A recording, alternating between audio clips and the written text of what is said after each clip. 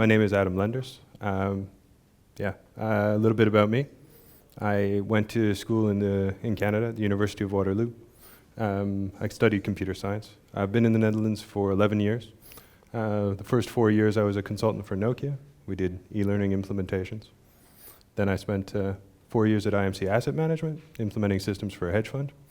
And the last 3 years, I've had the privilege to work here at Optiver, doing systems engineering. Now, Optiver has some unique challenges, which, is great for a number of reasons, but the main goal is for us to be the best price on the screen, okay?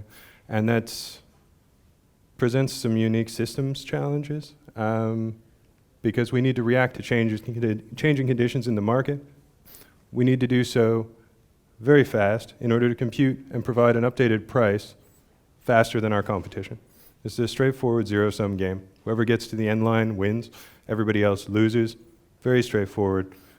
Not so simple, but very straightforward. Yeah. Now what's the problem?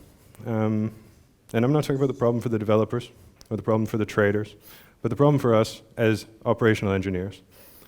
The problem is that the system defaults make a lot of normal assumptions about what we want in a system, all right? That we want good average performance, that we want high throughput, that we want efficient power consumption. These are normal assumptions, assumptions that you would make about any system that you deployed for any average customer. But we don't want these things.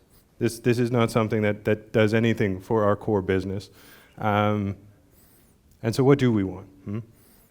What we want at Optiver is consistently high performance. Being very fast one moment and very slow the next does absolutely nothing for us. We need the median to be high, not the average. We want to have a tight deviation where all of our operations are consistently fast. Which means, well, let's say, talking network-wise, we want to move a small amount of data extremely fast. We don't really care about moving a large amount of data reliably. I mean, if we back up behind one slow item because we're trying to do things consistently, we've got nothing. We need to be very quick with a very small amount of very important data when that important data arrives.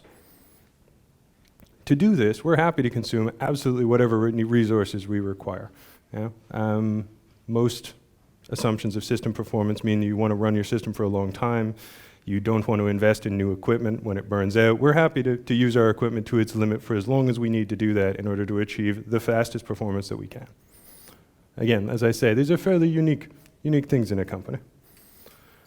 So let's talk about what we consider performance. All right, so if I'm going to go on for the rest of this presentation about what we were trying to achieve, let's talk about what we consider performance. The most obvious would be algorithm execution time, but that's not everything that is performance. And also that's outside of our scope as operational engineers. The devs hand us something, it runs as fast as it runs. We can't really do anything about the internals there. But there's also the NIC, network card packet processing time. Yeah? There's also the network switching cost, and there's the actual time it takes the packet to go along the fiber to get to us and to get away from us. All of this is what I will consider performance when we're talking about how our systems perform. How do we measure this? All right. Now, you might think we could use the CPU clock because, well, like we do have direct access to the CPU clock. It's convenient. All right, so your average approach to CPU time synchronization is NTP, network time protocol. Sync us globally, millisecond precision. Nice, but it's still like throwing a dart into the ocean. PTP. Microsecond synchronization, that's the precision time protocol. This got a lot more popular lately with European regulations about MiFID that we have to synchronize our systems. Now, to be fair, we were doing this a long time before it was regulated.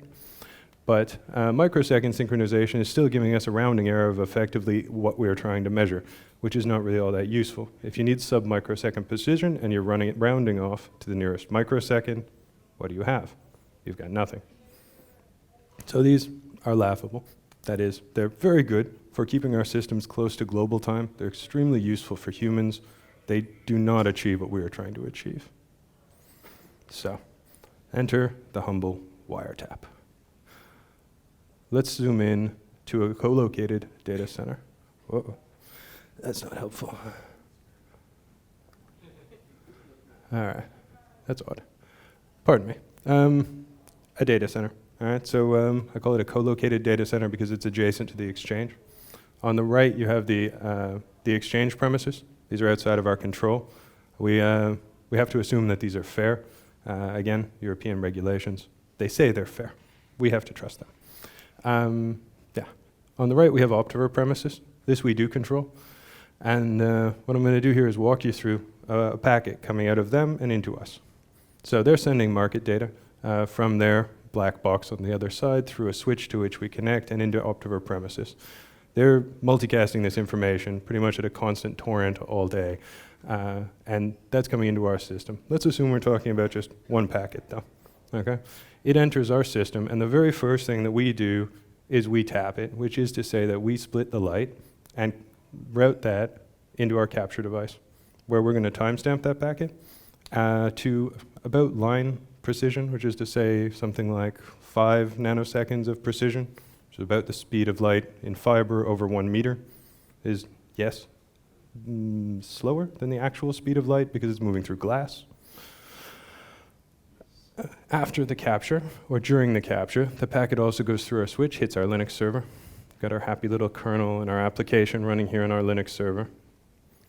We make we run our application, whatever it happens to do, and hopefully it generates some useful piece of trading. We send that trade or order, change of price of our quotes, for instance, back across the wire.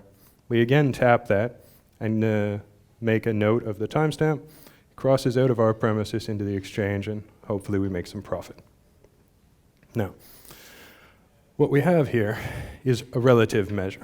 We don't have an absolute measure, which leads me to talk a little bit about this man. And a quote that I got from a colleague of mine, I cleaned up the language a little bit. Yes, we do not have an absolute measure. We're never going to be able to, or maybe never, going to be able to sync our clocks with the exchange clocks, or our clocks with clocks in another co-location. This is actually the problem CERN is facing right now, trying to synchronize their devices. But relatively, we're quite okay, because we have a closed loop measurement of what we want to know, which is how well we are performing. Okay? So the first thing that we've tagged there, I will refer to the timestamped packet in as the trigger. We're going to refer to the timestamp packet out as the order, which gives us our trigger order latency, which is pretty much the subject of the remainder of this talk. All right? So, the packets are coming. Let's take a walk now in through the Linux system itself. So, we've now talked a bit about the network layer, we've tagged our packets, and now let's zoom into what we, as operational engineers, have control of, because this is really what we're trying to talk about here, right? So packet comes in on the left, and first thing it hits the NIC port, and it gets DMA'd out to RAM, so it's making a direct memory access of the RAM. Now it's in memory. It gets addressed out to the ring buffer. Then we enter our friendly kernel. At least some of you recognize him. Excellent. Is the venerable kernel. And he comes into the scene after the packets are in the ring buffer. So a hard IRQ, that is a hardware interrupt request, is raised, stopping all processing as the kernel has to respond to these packets that have gathered in the ring buffer after some amount have gathered depending on some settings. He's going to clear that by raising an NAPI and a soft IRQ, that's a software interrupt. So now we've been interrupted twice. And then we go back, take the data out of the ring buffer, write it to a socket buffer, and this is the first time this becomes potentially accessible to our application. Now we enter the kernel again. He says, I've moved your data over to the socket buffer. Please go ahead and do something with it. Our application wakes up and decides to do something with it. Now, there are a number of places we can optimize here. This is essentially our default configuration when we start running a system. And I'm going to work this back to front. So the first and most potentially obvious, hopefully, thing that we can see here is that our application was asleep when we got the data, which is seriously problematic. So let's start there. This is Jitter. Now, Jitter is pretty important to what we're going to talk about next. And let's call Jitter erratic system performance. Sometimes we're fast, sometimes we're slow. This is caused by a number of things, and the first of them that we're addressing here is that your processor was asleep. You were not doing anything at the time, and you had to come up out of a sleep state. At this point, we can have a round-trip time of something like 20 microseconds in our packet processing, assuming that, let's kind of slightly ignore our application processing time here. But to explain this graph, you have along the bottom, you have trials. I call them time, but they're basically trials. For each trial along the bottom, you do a set piece of work. That piece of work requires a certain number of cycles to process. You can see here that some of those number of processing cycles are way higher than others, and that the baseline number is a reasonably large one. We're up over 20,000 here, and we're up into 70,000 at the worst case. And this maps to something in the order of 20 microseconds average round-trip time, trigger order latency of 20 microseconds. Now, I assure you this is a large number. As you can see, it's a large variance. We're not happy about this, but this is our default config. If it was good, then we wouldn't have to do anything anyway. So, first thing we can do is try to keep our application hot. Here's a bit of an infographic on C states. I'll go into that a little bit as I go.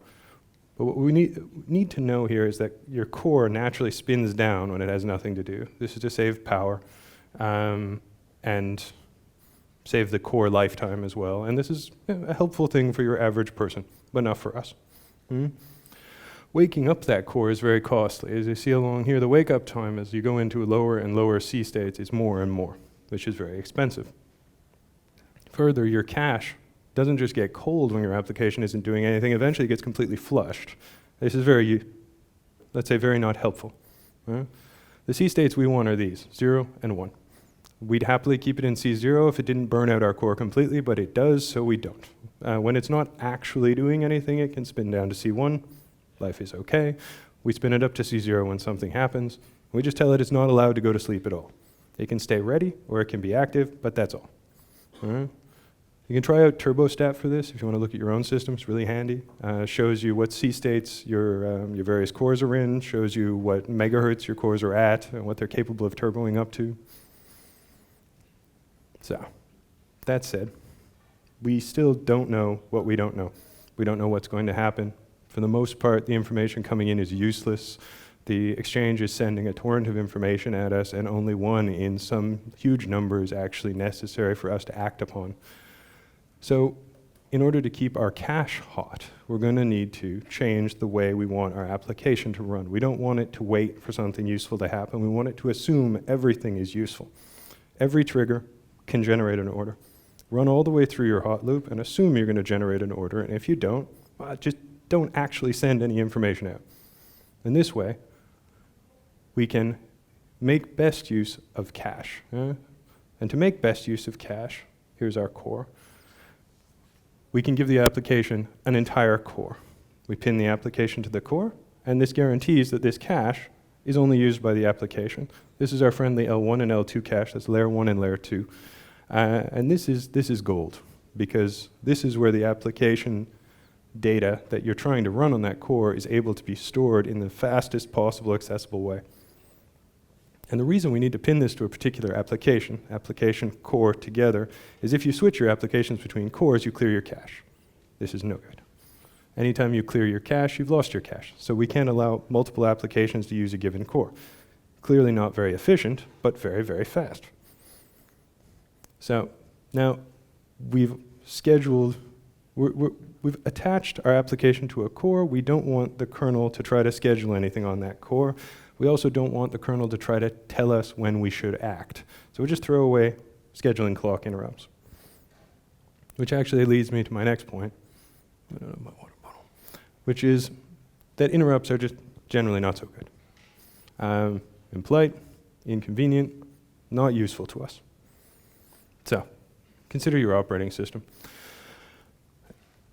It does a lot of things, lots of good things, but not things that are good for your application. We don't really want the kernel, or in this case, the operating system, to try to make decisions for us, to try to schedule things it wants to do on our core. So what we can do is sandbox it. So here you see the htop output from one of our systems. And let me draw your attention to a couple of things. The first is the cores 0 and 1. And these are our operating system cores. Now you can use as many as you want. You use 1, you use 5, doesn't really matter. The key is that you simply don't let your operating system and your application play on the same cores, because these two should be sandboxed away from each other. In this case, I think of it as sandboxing the operating system. And then we can see the other cores here. They're all running hot. So they're running 100% all the time. Yeah? In some of these cases, we've got some that are showing scheduling system interrupts. The red stuff here is system calls. That's time the processor is spending doing system-related stuff rather than application-related stuff. System-related stuff might be disk I/O, for instance. So we're going to keep these operations separate. We sandbox our operating system, and that means that our cores can run nice and hot. Now, how do we get from this partially red, partially green system calls interrupting our application to a fully green, fully user-spaced application? Where can we go from here? Because prior to this, let's say we've sandboxed our operating system and we've pinned our application to a core, and thus we've gotten a nice dedicated cache and we've thrown away all our unnecessary interrupts. We're now running at something like 10 mics, 10 microseconds trigger order latency, which is better than 20, but is still not that good. Okay. And so we had the kernel, and I've thrown away the network processing here, because really just what I want to say is we don't have to let him do his thing. I'm sorry, kernel. But, and if we don't let Mr. Sanders do his thing, then we also don't get the hardware interrupt that stops us from doing our thing. And therefore, we also don't get the software interrupt that stops us from doing our thing. However, we also don't get the friendly parts of the kernel. He's no longer going to signal our application that we have data. That just isn't happening anymore. So how do we get around the fact that our kernel isn't there? This is, let's say, the top part of our earlier slide.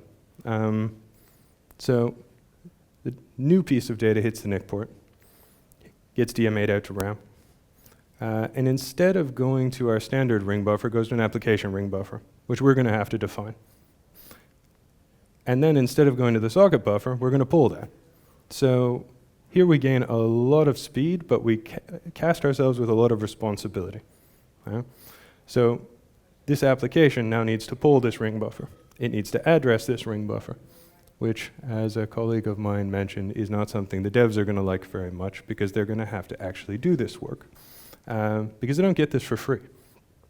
The kernel is doing lots of nice, friendly, useful things for you that you have now cut out of the loop, which means that you, as a developer or as an operational engineer, need to manage these things for the devs. So, well, let's mention a latency number, though, here. Let's assume that we've done this. We're now at something like 5 microseconds round trip time for our trigger order latency, which is approaching as fast as you can do this. The other note I would make here is you really need to have a low latency NIC, like a SolarFlare or a Mellanox. You can't just do this with a standard NIC. They don't allow you to do these kind of basically customized ring buffer mappings. The driver needs to be able to handle this for the devs. As I mentioned, your application is going to have to tell your NIC what buffers to use. If you want to get some data or push some data back onto the buffer, you got to do that yourself. You got to address it. You got to clear your memory. If you don't do that, eventually you fill up your shared memory, or you just drop packets.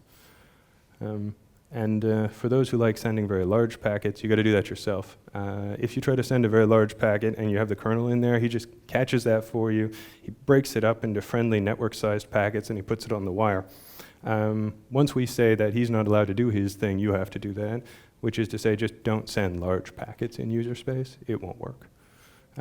Or it will work in a really broken way, which is even worse. For the sysadmins, we need to provide a map.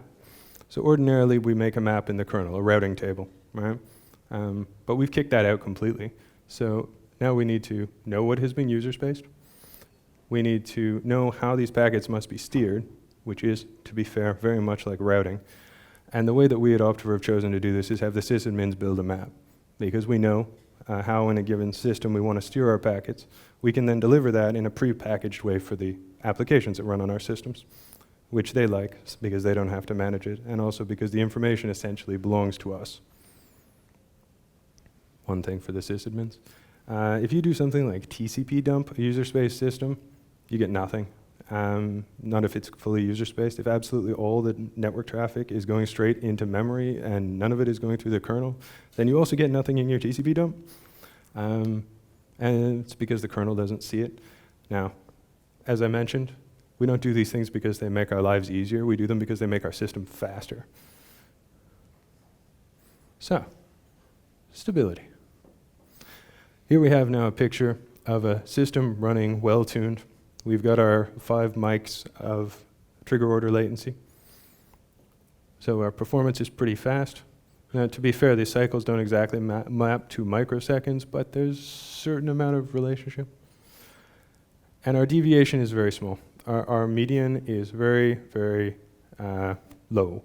So we do not have a lot of weird outliers that make our system slow. We don't have weird outliers that cost us bad trades. And thus we're pretty happy. But doing this on one system, fairly easy. Let's do this to 1,000 systems. And I know this is a DevOps meetup, so let's talk about Ansible, because I like Ansible. We do this with Ansible. They used to do this with Puppet. I don't really like Puppet so much, but nothing personal. Here we can manage our networking config. We apply our tuning parameters. We distribute our user space map. And particularly important to me, I can collect and source control all the optimizations that we want to do on all of our systems, because we need to be able to track what we've done, when we've done it, why we've done it, where it's applied. Because really, we've applied a lot of tweaks. I mean, there are quite a number of small, arcane changes to your operating system that we've decided to apply, and we want to be able to track these. To summarize, what have we done? We limited our CPU sleep states. We sandboxed the operating system. We dedicated a core to our application, giving it its lovely L1 and L2 cache. We disabled all the unnecessary interrupts, and then we bypassed the kernel.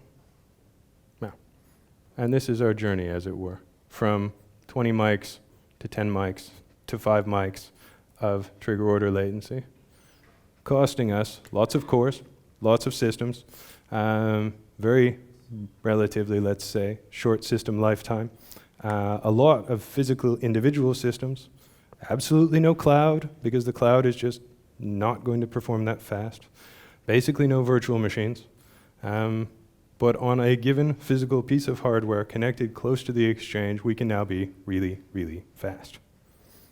So, thank you very much.